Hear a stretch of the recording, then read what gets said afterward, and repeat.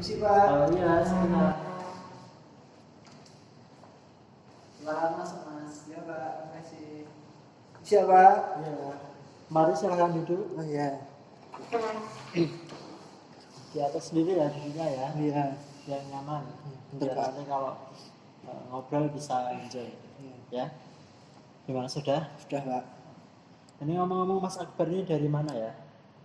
Saya dari ini Pak. Kebetulan tadi pas mau ke sini, saya habis dari rumah Pak sebelumnya. Oh dari rumah. Iya.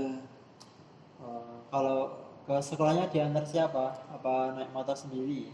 Kebetulan saya naik motor sendiri Pak, karena rumah saya jauh Pak dari sekolah. Oh gitu ya. Berapa kilo ya kalau? Wah, kalau berapa kilonya kurang tahu sih Pak, soalnya nggak ngitung, tapi ya rumah saya itu daerah Klaten Pak kebetulan. Berarti sekitar sejaman ya dari Iya, sini? iya Pak, 1 jam kalau dari Klaten ke sini. Macet ya Mas? Wah, kalau tadi kebetulan agak macet Pak di daerah Kartasura. Oh, Soalnya tadi Kartasura. ini kan apa ngepasi jam kerja sama anak berangkat tuh Pak. Oh iya. Macet Pak di sekitar Tugu dulu Pak. Itu wah, macet banget Pak. Jadi Ya berarti kalau agak lama. pagi itu emang ini ya rawan macet ya, soalnya Iya, banyak yang kerja sama yang sekolah juga jadi satu di jalan kan macet juga iya. semuanya. Nah ini ngomong Mas Akbar ini sudah selesai jam pelajarannya atau lagi istirahat langsung ke sini? Kebetulan anu Pak, tadi saya habis istirahat langsung ke sini Pak. Oh gitu. Ngomong-ngomong Mas Akbar ke sini ada perlu apa ya? Jadi gini Pak, tadi saya disuruh Bu Hani, guru matematika itu Oh katanya iya. habis istirahat saya disuruh menemui Bapak di ruang BK. Oh, Katanya disuruh mengikuti apa? Konseling katanya Pak. sering. Iya, Jadi Mas Akbar disuruh Bu Ani ke ruang BK untuk konseling ya. iya. Sebelumnya ngomong-ngomong Mas Akbar sudah tahu belum ya apa itu konseling? Eh, Sebelumnya Mungkin saya dengar dari orang-orang atau bahkan udah dikasih tahu Bu Ani apa itu konseling. nggak dikasih tahu Pak, jadi Oh saya belum nggak berarti tahu. ya. Makanya yang penting tadi katanya Bu Ani, kamu harus ke ruang BK habis mata pelajaran sebelum istirahat katanya gitu Iya, tok iya. Pak. Saya kan juga sebenarnya bingung Pak apa itu konseling. Gitu. Jadi sebelum kita masuk ke proses konseling ya Iya, Bapak jelaskan dulu ya sedikit tentang konseling. iya, Jadi konseling itu adalah suatu proses di mana ya, konselor ya saya, kemudian ada yang namanya konseli itu Mas Akbar iya, itu eh, saling bekerja sama untuk menyelesaikan suatu permasalahan yang dialami oleh konseli. Jadi saya sebagai pembimbing pembantu untuk membantu menyelesaikan permasalahan konseli ya. Untuk saat ini kan konselinya Mas Akbar. iya, Kemudian untuk tahapan konseling ini nanti jangka panjang, jadi tidak sekali pertemuan langsung selesai gitu, itu tidak. Tapi mungkin memerlukan beberapa tahap sampai uh, permasalahan tersebut benar-benar selesai gitu. Jadi kalau belum selesai ya masih berlanjut terus. Kemudian untuk waktunya sendiri ya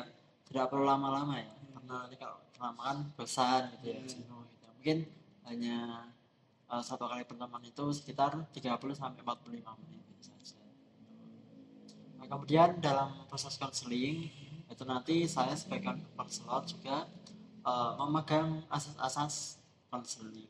Nah, di antaranya ada asas kerahasiaan, yaitu asas di mana rahasia antara konseling dengan konselor itu dijaga. Jadi cuman kita aja yang tahu. Jadi tidak akan saya sebarluaskan di mana-mana, tidak akan saya sebarkan di sosial media atau mungkin ke guru-guru bahkan orang tua, apalagi ke teman-teman Mas Akbar. Jadi 100% aman, itu bisa dijaga.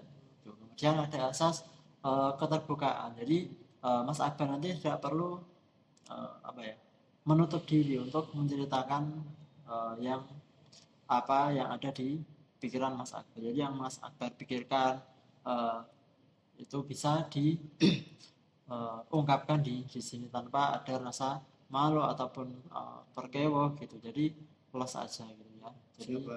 uh, saling terbuka saja, tidak perlu ada yang ditutupi karena dengan adanya keterbukaan ini kita bisa apa ya, langsung menjurus ke permasalahannya itu. Jadi tidak usah tidak usah harus basa-basi dulu, jadi harus maksud gitu. Kemudian ada asas kesukarelaan, di mana ya saya sebagai konselor ini sukarela membantu Mas Akbar tanpa ada keinginan timbal balik, entah itu dari dia harus dihormati, harus diberikan uang bayaran, tidak perlu. Jadi ya kita ikhlas saling membantu satu sama lain seperti itu. Jadi mungkin itu ya sedikit dari apa itu konseling. Baik Mas Akbar, mungkin bisa kita mulai dari Mas Akbar dulu, silakan kalau mau bercerita. Jadi untuk konselingnya ini aman berarti ya Pak? Oh iya, 100% aman Mas. Jadi gini Pak, beberapa hari ini, beberapa waktu inilah itu saya itu nggak bisa ngerjain tugas tepat waktu Pak. Jadi molor-molor terus kadang juga PR nggak ngerjain, terus pas di kelas itu jarang memperhatikan guru, terus makanya sama Bu Ani itu saya sebenarnya kayak udah ditandai Pak, kayak gitu. Soalnya ya itu tadi, karena saya kelihatan apa ya, di kelas tuh kayak berbeda gitu loh Pak, kayak teman-teman yang lain kan kayak semangat gitu, saya enggak gitu. Jadi Mas Akbar ini tugasnya tidak pernah selesai gitu Ya, Jadi sering terlambat mengerjakan tugas itu. Kemudian oleh Bu Yani ya ditandai gitu. Mungkin kalau dari Mas Akbar sendiri yang membuat Mas Akbar ini di situ sering terlambat itu apa ya kendalanya atau hambatan yang membuat Mas Akbar seperti itu kira-kira? Kalau yang membuat saya kayak gitu tuh gini Pak, saya itu sebenarnya ini Pak, jujur ya Pak, saya itu sebenarnya agak kurang bisa mengatur waktu Pak, itu soalnya ya saya kan ini di SMA ini kan kebetulan saya ikut beberapa ekskul, jadi kan kalau sekolah itu kan paling selesai kan kalau full day kan jam 4 tuh Pak. Nah, itu kan kadang saya masih ikut ekskul itu pulang jam 6 gitu. Kadang malah jam 6 eh, acaranya sudah selesai di kampus dan nanti sama teman-teman pindah forum atau pindah tempat ke warung makan atau nongkrong di mana untuk bahas tentang itu. Nah, sedangkan saya kan rumahnya jauh Pak. Ini saya dari Solo ke Klaten kan ya kurang lebih sekitar 1 jaman tadi tuh Pak. Jadi kayak ya itu tadi, pulang mau ngerjain PR karena berhubung udah capek ditunda-tunda, kayak udah besok aja ngerjainnya gitu. Jadi Mas Akbar ini sering kelenderan tugasnya, sering terlambat mengerjakan tugasnya ini gara-gara mengikuti ekstrakurikuler ya, terlalu banyak. Kemudian setelah ekstrakurikuler itu langsung main ya, langsung nongkrong sama teman-temannya, sehingga waktu pulang ke rumah sudah capek dulu ya, langsung istirahat di situ. Jadi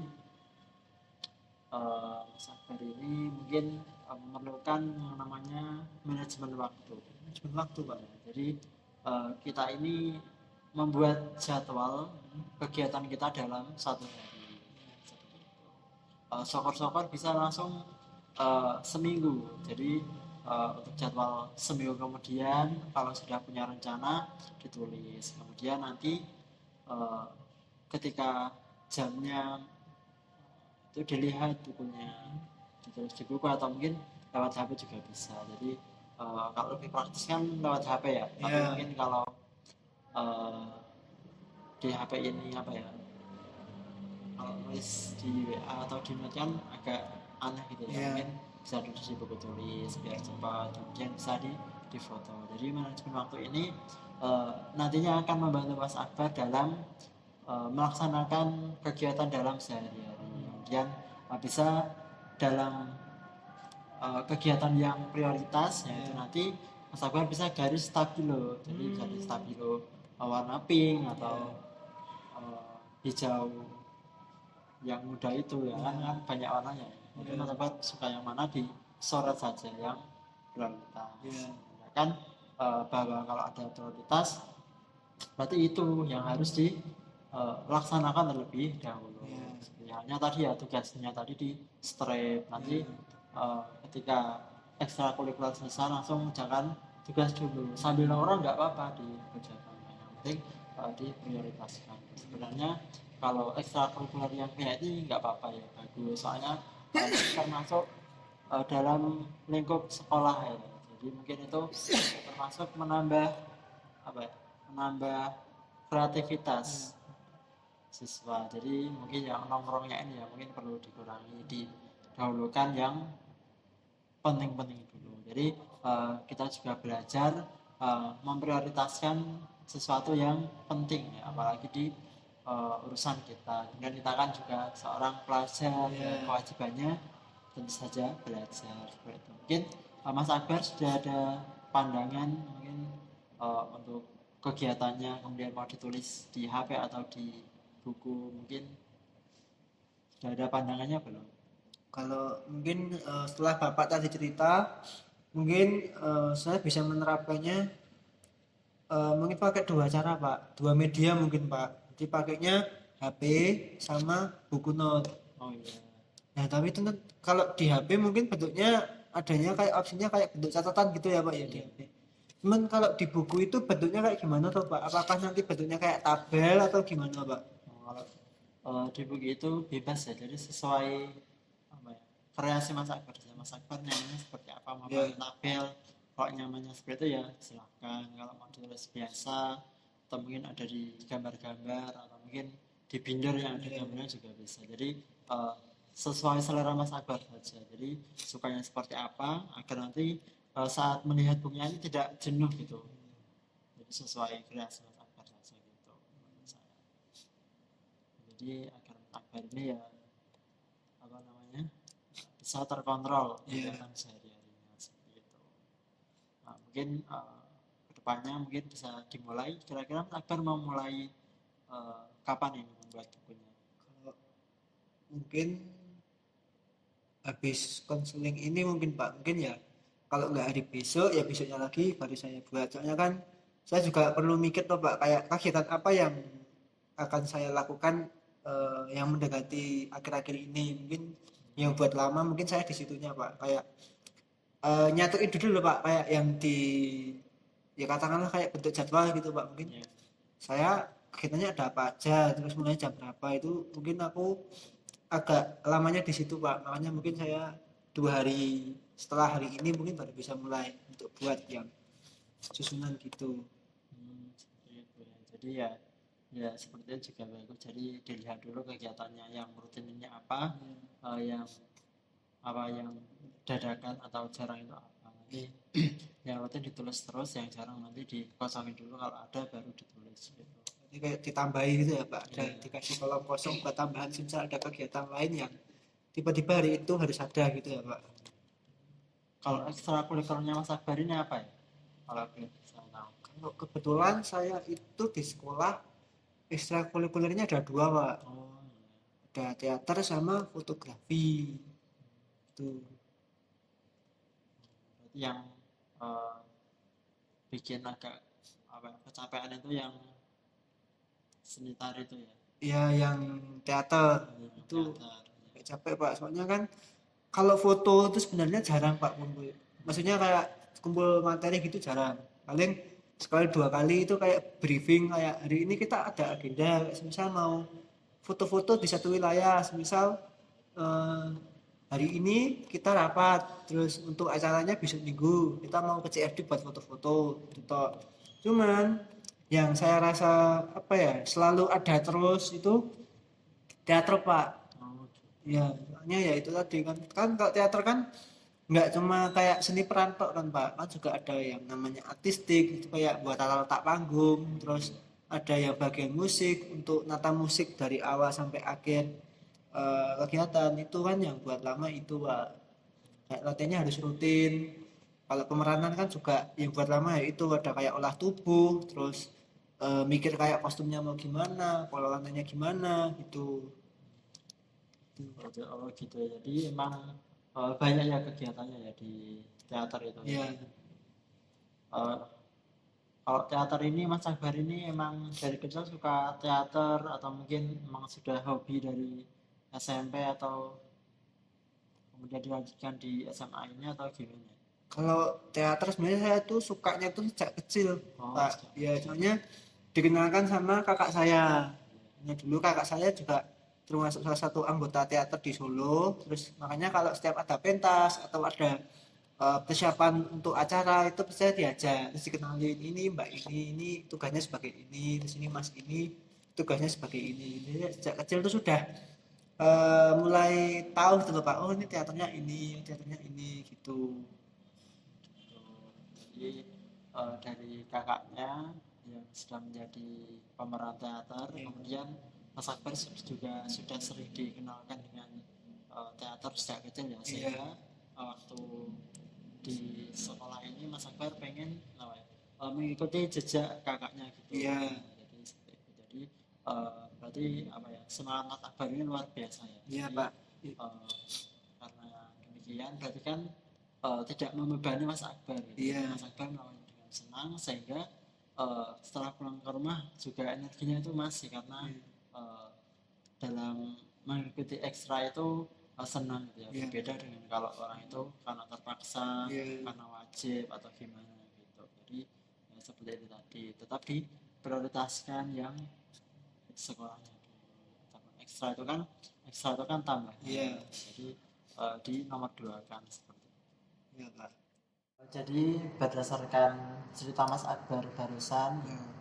itu berarti Mas Akbar memiliki kendala dalam belajarnya, yaitu tentang Mas Akbar ini sering terlambat mengerjakan tugas. Iya. Dari mapel-mapel yang ada gitu ya. Kemudian tadi juga kita sudah bicarakan untuk solusinya itu membuat buku manajemen waktu. Jadi dengan adanya manajemen waktu yang berbentuk buku tadi, diharapkan dari Mas Akbar ini nanti kedepannya bisa menjadi siswa yang tertib gitu ya, dalam mengerjakan tugas sekolah. Jadi bisa mengedepankan tanggung jawab sebagai seorang pelajar gitu ya. Jadi untuk kedepannya nanti di pertemuan selanjutnya kita evaluasi bagaimana keefektifan dari buku manajemen waktu tadi ya, kemudian seberapa sering Mas Akbar dalam membuat buku tersebut ya. Kemudian kita lihat ke depannya apakah Mas Akbar dengan adanya buku itu nanti di situ masih sering terlambat mengerjakan tugas atau mungkin tidak ada perubahan sama sekali. Itu nanti kita evaluasi di pertemuan berikutnya. Jadi berapa waktunya di sini sudah habis, sudah selesai, dan juga sepertinya waktu istirahat juga sudah selesai ya. Mungkin Mas Akbar mau melanjutkan, mau mampir ke kantin dulu sebentar sebelum pelajaran dimulai, atau mungkin Mas Akbar mau langsung ke kelas, langsung belajar, itu juga boleh. Mungkin sekian dari saya, apabila banyak kurangnya saya mohon maaf yang sebesar-besarnya. Sekian dari saya, wassalamualaikum warahmatullahi wabarakatuh. Nah, mari silakan saya angkat. Makasih ya Pak, sebelumnya ya Pak. Ya, sama-sama. Maaf ya Pak, ini mengganggu waktunya ini. Santai-santai.